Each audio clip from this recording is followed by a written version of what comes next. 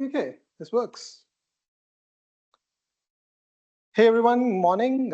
Thanks for showing up. This is Modern Identity Providers Under Attack.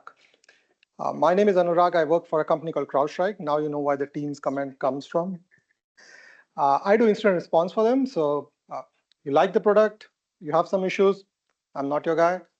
I do incident response. I work with organizations when they are under attack, they are being breached.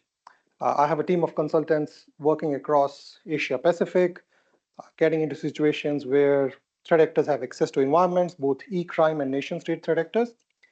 And that's what I do. I also teach for an organization called SANS, teaching their incident handling course. Uh, I moved to Australia a few years ago. I'm still picking up the Australian accent. I don't know if I'll be able to do that or not. Still working on that. But I also like to talk fast. So if you're thinking I'm talking fast, you want me to slow down, just let me know. These slides are a lot texty. There's a lot of text here. And whenever I show this slide to anyone for a review or feedback, I'm told, remove all this text, you don't need it. This is a reference deck. The same deck is available at that link. Maybe you don't think you need it now, maybe later you'll think that you need those slides. So don't read the stuff on the slides, that's the reference stuff. You can take that with you, keep that, use that if you have to. Stay with me and we're gonna go through this pretty quickly. I have what, 65 slides? 35-40 minutes. So I'll go click, click, click happy at times. Just stay with me and we'll be okay. Okay, these views are on my own. As I said, I work for CrowdStrike. I'm very fortunate to have a position where I see a lot of different, very interesting attacks. A lot of this comes from that, but these are my own views. My company may not or may not agree with those views. So let's get going. I do a lot of Active Directory stuff. I used to talk about a lot of Active Directory, but last few years I realized threat actors have moved on. They still attack Active Directory, still a very effective technique to try to attack Active Directory. But what threat actors are now doing more and more is targeting new modern identity providers. Now we're talking about stuff like Entra ID, AWS has one, Okta, a lot of these new service providers who tend to provide a lot more secure identity systems are being targeted. A lot of nation-state threat actors do that, and also a few e-crime threat actors do that, notably Scattered Spider. They started this trend of targeting a lot of these new modern identity providers. And if you go back and start doing some research, you will realize a lot of nation-state threat actors from Russia, from China, and some other countries, they do target identity providers a lot. That's where this slide deck comes from. That's the point of view which I have, and that's the perspective this talk brings in. Now, these are some of the ways how threat actors get initial access, and you would have heard about this a lot. Password spraying, password guessing, credential stuffing, these are very common ways of how threat actors get in. You would think everyone has MFA. I'm sorry to say this, but that's not true. A lot of investigations which we do, they tend up going back to the initial access, which is single factor authentication VPN, due to multiple various different reasons. I'm not going to talk about this stuff here. We know this stuff. I want to talk about something more modern, more newer, something a little bit more complex at times.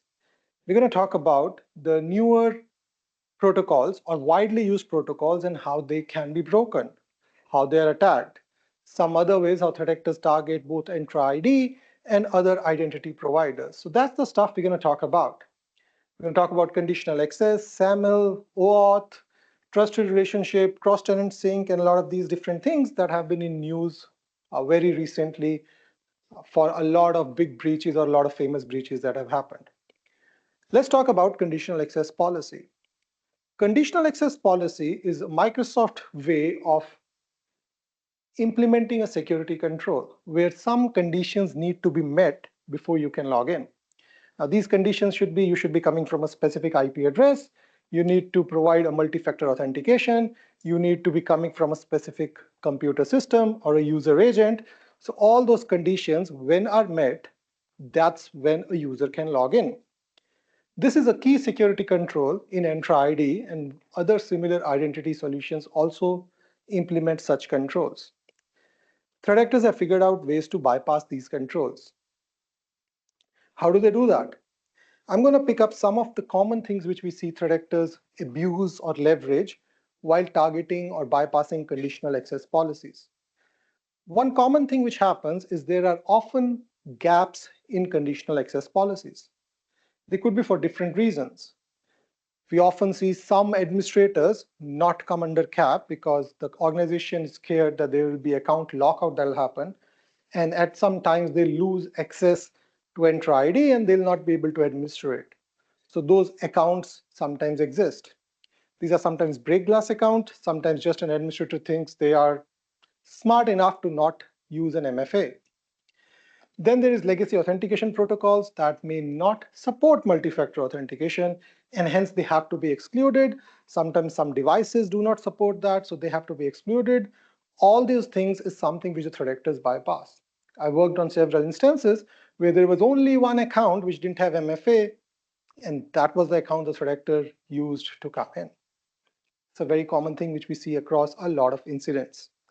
Another common thing which a lot of organizations do, and here is a balance between usability and security, the old debate, where they say this IP address or a range of IP address is what we trust. Often this is the office IP addresses. So when a user is coming from an office IP address, they don't have to provide a multi-factor auth, or they can register for a new MFA. Essentially, the policies are different if you're coming from a trusted IP. Threat actors figure this out, and sometimes they come through those IP addresses. Maybe first they get in an organization's on-prem systems and then target the identity provider. In other circumstances, when they already have access to the environment and now they want to maintain persistence and make sure they don't lose access, they add their own IP addresses as trusted IP addresses, which means now everyone else needs to provide an MFA, but when a threat actor is coming from their own IP address, they don't. So that's another way how this is abused. Another thing to keep note of is conditional access policies are typically applied only at the time of sign-in. So when I'm trying to sign in, conditional access policies get applied and things are checked. I have to provide a multi-factor auth. I should be coming from a specific region. I should be using a specific system. All those things come into picture.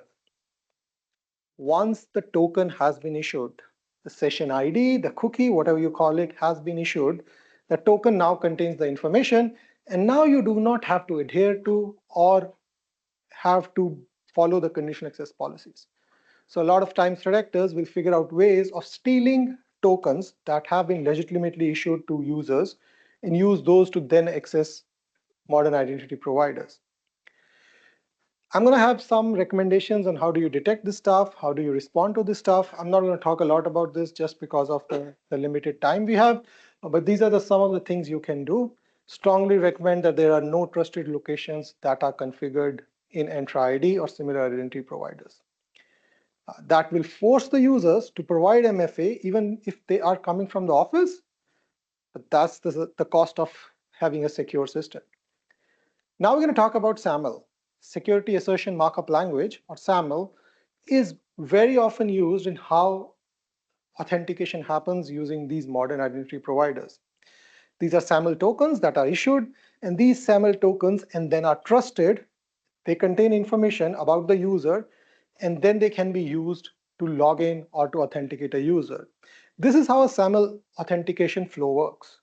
A user is trying to log in into what we call a relying party. A relying party could be Microsoft 365, it could be Slack, it could be an application which the user is trying to log into. When the user tries to go to the relying party says, you need to authenticate. But you know what? You don't need to authenticate to me because my authentication happens through an identity provider to which I trust. So there's a trust between the relying party and the identity provider. The user goes to the identity provider, provides a valid username and password. The key to note here is the user is providing the credentials to the identity provider, not to the relying party. And the identity provider issues a token. This token is then presented to the relying party. And since the relying party trusts the identity provider, it trusts the token. It says, yep, you have logged in. Please log in. Now we're going to make it more complex. This is how it looks like. I again have three parties. I have a user here. I have a relying party, identity provider. There is a trust between the relying party and the identity provider. The user accesses the relying party as last time. The relying party tells the user, you know what, you need to go to the identity provider and log in there. So the user provides the credentials to the identity provider signs a token using a certificate or a key which it has, a token signing certificate. It issues that token goes back to the user, and the user then provides that token to the relying party, which the relying party trusts. This happens when there is one identity provider. This can be a multi-step process where now I can have another identity provider, which is known as chained SAML authentication. What I'm doing now here is I had one identity provider, and there is a federation trust between the relying party and the identity provider, IDP. I'm adding another identity provider in the mix. Now what happens, the relying party says, you know, user, you have to go to this identity provider, but this identity provider says, you know what, user, you have to go to another identity provider. Think of this in a situation where you're trying to log into, say, a Slack or an M365. You are redirected to an Entra ID. Entra ID says, you know what, I don't have the information. You have to go to your on-prem Active Directory in ADFS system, provide your credentials there, and then the token gets issued at the delegated IDP. Now let's talk about how this is abused. This is again the chained authentication normal flow. We talked about this, so I'm not going to go through this. This is a multi-step approach now we have, where we have two IDPs. One IDP is delegating to another identity provider.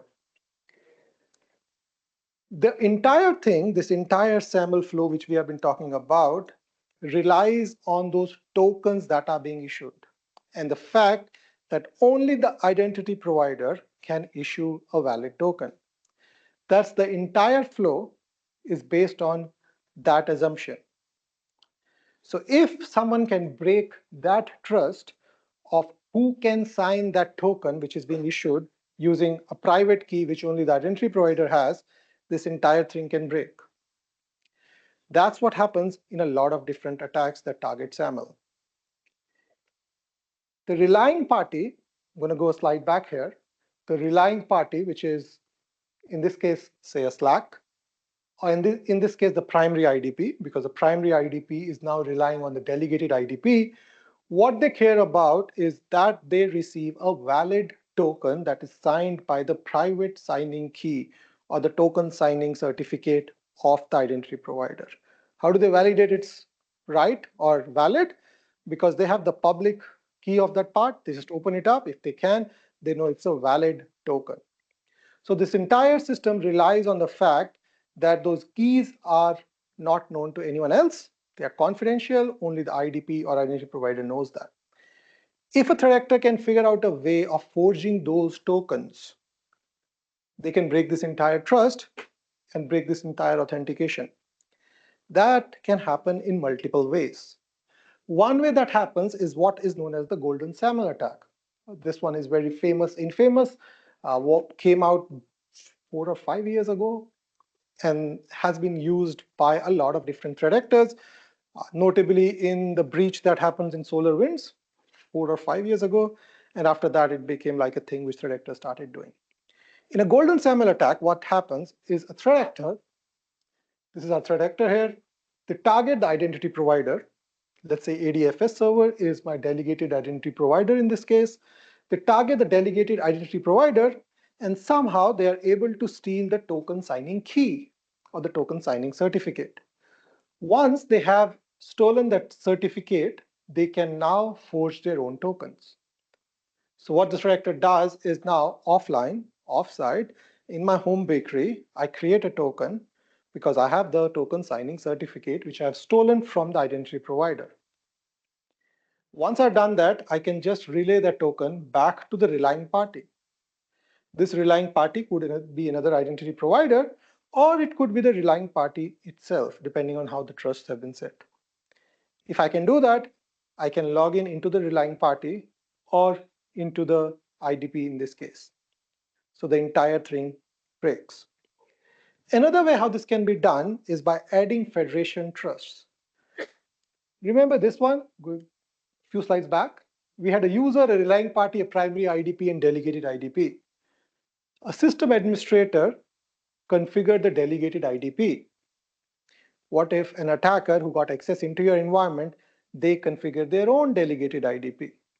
So in this case, what happens is a threat actor who already has access to the environment, they go in and they change the configuration to add their identity provider as a delegated IDP. You would think the threat actor will have to set up infrastructure and set up an ADFS or another identity platform. They don't. They just need the certificate. And now there is a trust to an external party, which is a federation trust, which they have configured. And they have the private key. They have everything they need to start logging in and authenticating into these systems. This is very similar to the golden ticket attack we just talked about, the golden SAML attack.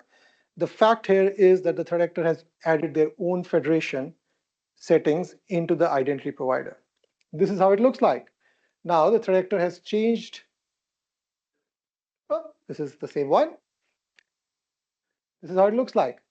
The threat actor has added their malicious configuration of their IDP into the identity provider, the relying party. And now the threat actor has the private key of that certificate. They can forge those certificates and start relaying those certificates and start accessing this information. This happens very often in Entra ID environments because it's typically easy to set up these federations. Once you are in Entra ID, you have the privileges you need. You can just go in and set up that federation. And once you have that set, you can start accessing the environment. What user can you be? You can be any user. You can be the administrator, you can be a normal user, you can be finance user, whatever you want, because now you hold the information that you can use to create a token as any user in the environment. So this is another way of breaking SAML or attacking SAML. How do you detect this stuff? The first part, which was the golden SAML attack, it is kind of difficult to detect because you don't know if you have been breached, your configuration has been stolen by a threat actor. So if you see logins happening into your relying party and you figure out you are not issuing those tokens, that's one way to do that, which is easier said than done. The second attack which we talked about, where federation configuration was added, what organizations need to do is look through those federation configurations and look for any changes that are happening in that environment. If they see any changes that are happening in the environment, that's when they know that malicious stuff is happening and they need to be careful about it. There are some audit logs that can be reviewed in Entra ID to see some of the stuff, the federation configurations being added. So this is SAML. We talked about how SAML can be broken. We're now going to talk about OAuth. OAuth is another very commonly used protocol and has been in news of late with a lot of different SaaS service providers being targeted. Let's talk about OAuth. OAuth is for authorization, and there's a layer over OAuth called OIDC or OpenID Connect, which does the authentication. So sometimes you see that box where sign in using Google, you use that and you're logged in. That's where OIDC is coming into picture. What OAuth is used for is a third party getting access to your information. Let's say you want Slack to have some access to information, or you're using an app and you want that app to access your Google information. That's where OAuth comes into picture, where now apps have access to different information. When OAuth is being used, or OIDC is being used, the flow looks something like this.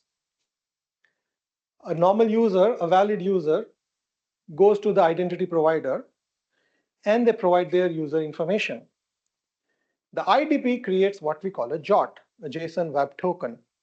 The token is signed with a private key of the identity provider. We are again talking about federation trusts here.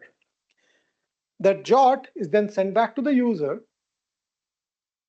and the user takes that signed JWT, sends it to the application validates that. If the JWT is valid, the access is granted. A very simple flow. And you would have guessed how this is broken or how this is attacked. This is how a JWT looks like. There's a header, there's a payload, and a signature. I'm more interested in the signature part of it, because if I can forge the signature, I can make a party trust me, and then I can get access to information which probably I should not have. So again, the trust is the problem here. The entire system rests on the integrity of the private key that is being used to create those JOT tokens. As you would have guessed, these JOT tokens can be forged. A very famous attack happened a couple of years ago where a threat actor, a Chinese nation-state threat actor, figured out a way of forging these JOT tokens and accessing Microsoft 365 emails. This was a very famous one. There was a report that came out from the CSRB, the Cyber Safety Review Board. I do recommend you look at it if you are interested in this sort of stuff. In this case, what happened? A consumer level signing key was stolen, and it was incorrectly being used to validate tokens that were issued for enterprise emails. And that was a misconfiguration or vulnerability. But under the hood, what happened here was a key that was being used to sign those JOT tokens was stolen from Microsoft environment. No one knows how. If you know, let me know. The report goes into details of possibilities, but it never comes to a conclusion. So there was never a public blog which said, this is how the key was stolen, or we know what happened here. But what happened was someone figured out the key or stole the key, a Chinese nation-state threat actor, and started using that to access emails. Emails across Microsoft 365 platform for a lot of different enterprises. This is how the attack looked like. Now the threat actor has stolen a key, which they're now using to forge OAuth tokens, and they are relaying those forged tokens to a party and accessing that. In the specific case we are talking about, it was Microsoft 365 email infrastructure. Does anyone know how this was detected by Microsoft? It was not detected by Microsoft. Let me just rephrase my question. Does anyone know how it was detected? It was detected by an analyst like you and me, sitting in an office. They wrote a rule. The rule was called the big yellow taxi. It was looking for anomalous activity in their Microsoft 365 environments. And they figured out someone logging in using a token which should not have happened.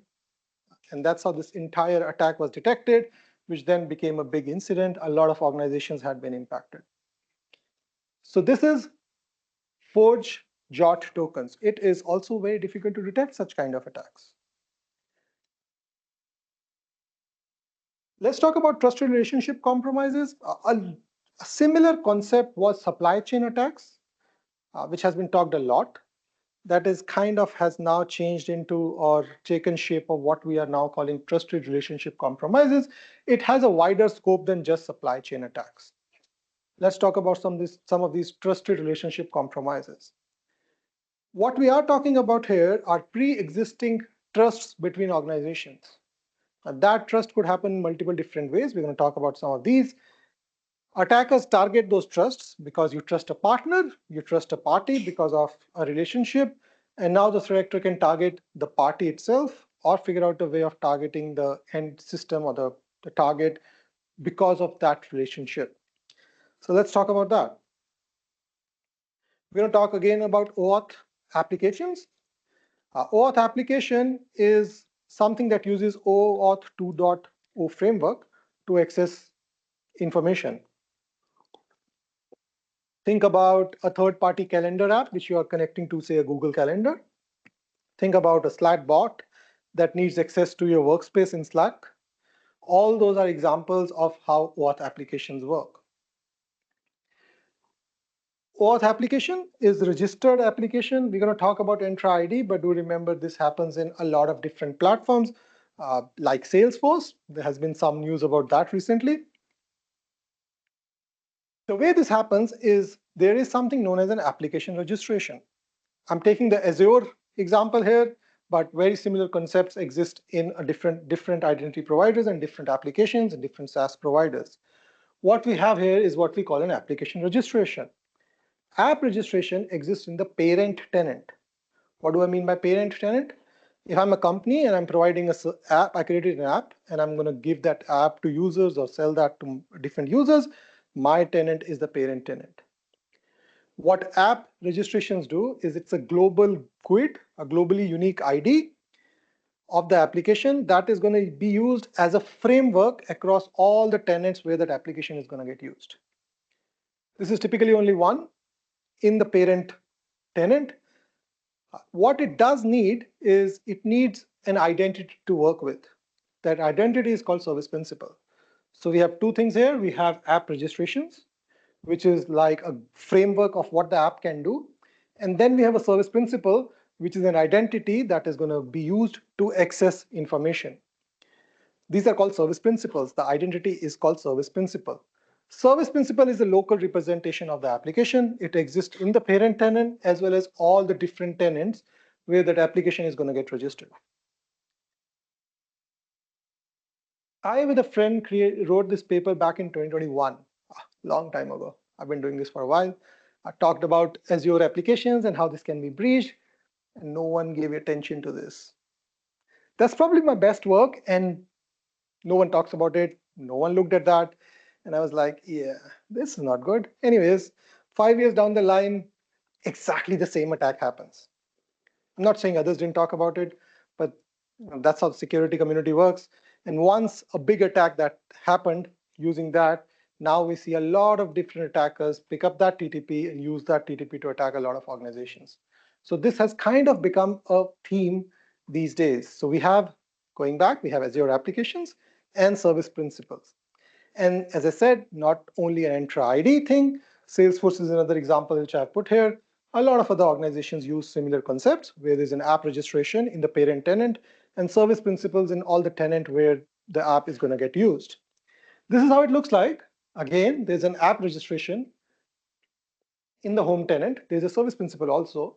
This app registration then has a reference from the service principals that exist in consumer tenants.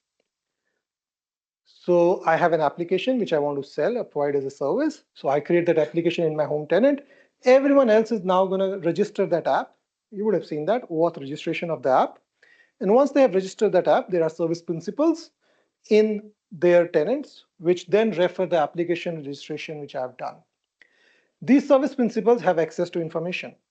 What information? That depends on what kind of permissions are provided to the service principals. What kind of attacks can happen here? A threat actor can steal the application secrets from the app registration.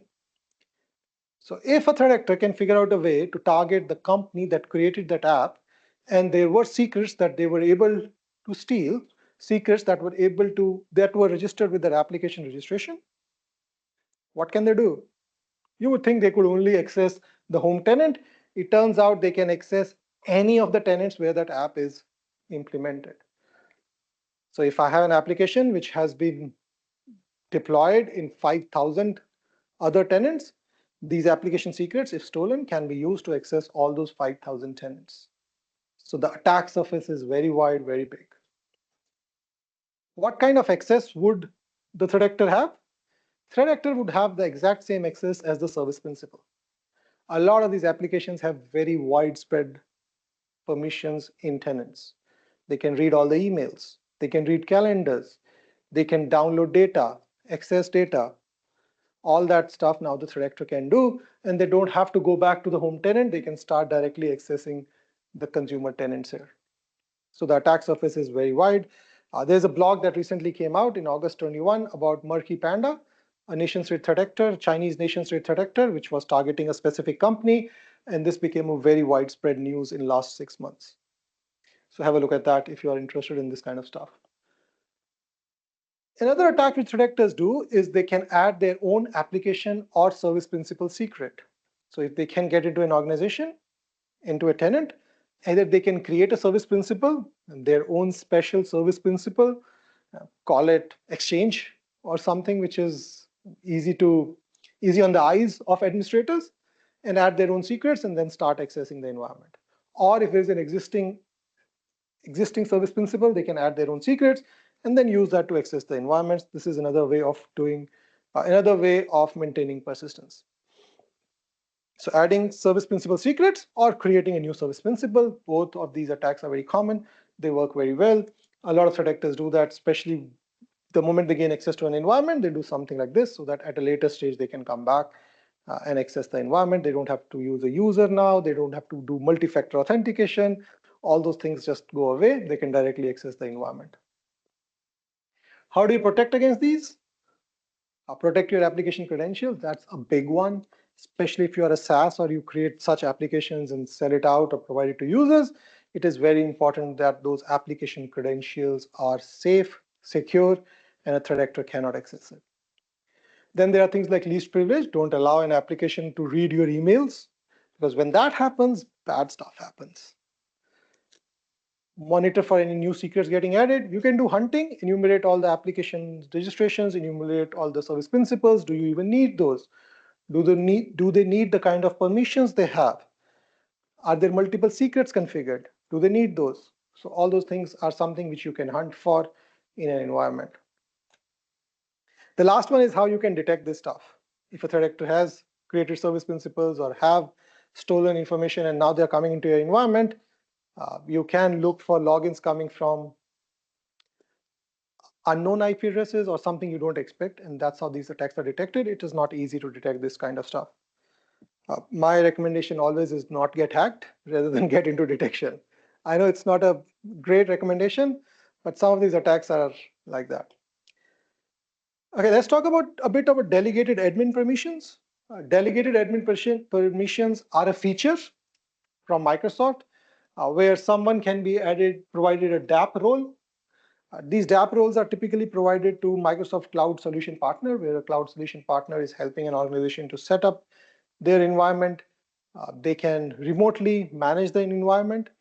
They used to have admin permission, like full admin permission, and Microsoft has now moved to what they call granular delegated admin privileges, GDAP. Still, they are privileged access into an environment. In this case, what's happening, if you have used a CSP or you have a relationship with a CSP, a Microsoft service provider, they may have access into your environment because they helped you set it up, they resold it, a lot of those things, and then they can access the environment because of that DAP relationship. Their user account doesn't show up in your Entra ID, which means they have access to your environment, they just don't show up in that list. So when you are hunting for that information and saying what users are configured, do they have secure passwords, do they have MFA, you're not looking at those DAP accounts which have access to your environment. What can a threat actor do? The threat actor can target the CSP. The moment they target a CSP may have access into a large number of environments because of they being a CSP. And now the threat actor can access multiple of these tenants which have the DAP access or DAP relationship. This is how the attack looks like. Threat actor figures out a way of targeting the CSP partner tenant. Once they have access to the CSP partner tenant, they start accessing the consumer tenants through this relationship, the DAP relationship. And once they are in the consumer tenant, then they can go for adding their applications, adding their service principals, and directly gaining access to the environment. Again, you would appreciate that the attack surface here is also very wide. Another attack which I thought of, I discussed with a few friends, and seems like it could work, but I have not seen this in the wild. Likely it has not happened in the wild, is a threat actor creates their own CSP and say, this is my tenant, I'm a CSP. And then once they have access into a victim tenant, they start adding DAP relationships with their tenant. And that way they can have access into a lot of environments, continued access. This is a persistence method. Likely this has not happened because Microsoft does have certain controls in place on who can be a CSP. So it can only happen with a CSP account, and Microsoft has controls in place to who can be provided a CSP account. What can happen is if I have access into an existing CSP and I have access to another tenant, I can then go into that tenant and add a DAP relationship to the CSP tenant which I have access to. So kind of a trusted relationship attack which we were talking about. This works because a trusted party here, a CSP, can access multiple tenants, often with privileges, and they can use this method of attack to target a large bunch of tenants. How can you detect it? Look at the configurations, remove DAP relationships if you don't need. A lot of organizations don't need that, they just exist because you don't touch stuff, it works, right? Another way of how threat actors are abusing this stuff is what we call cross-tenant synchronization abuse, where there's a source tenant. Again, this is a feature from Entra ID, where you have a source tenant and a target tenant. And once cross-tenant synchronization is configured, you can push accounts from the source tenant into the target tenant. So what a threat actor can do is, if a threat actor has access to a source tenant and there is an existing CTS relationship, they can push some of these accounts into the victim tenant, and now they have access to the victim tenant. They can create their own account and push that, or any accounts, existing accounts they have, they can push those also. The same trust can be used to backdoor a victim tenant also. In this case, an attacker gains access to the target tenant, not the attacker tenant in this case. They already have access into the victim tenant, and now they are configuring a CTS policy where they are saying, yep, this attacker tenant which I have access to can synchronize users into this target tenant at will whenever they want. Again, a persistence method if a threat actor already has access to into an Entra ID platform. Let's talk about TAP, temporary access passwords. I think I'm going into the coffee break. I'll try to move fast. So TAP is a time-limited passcode often used in Entra ID because you want the initial registration to happen and you don't want to provide a username and password. Or you have no way of doing that, so you just send a TAP link. The user clicks on that, they get in, they can then configure their username and passwords or access.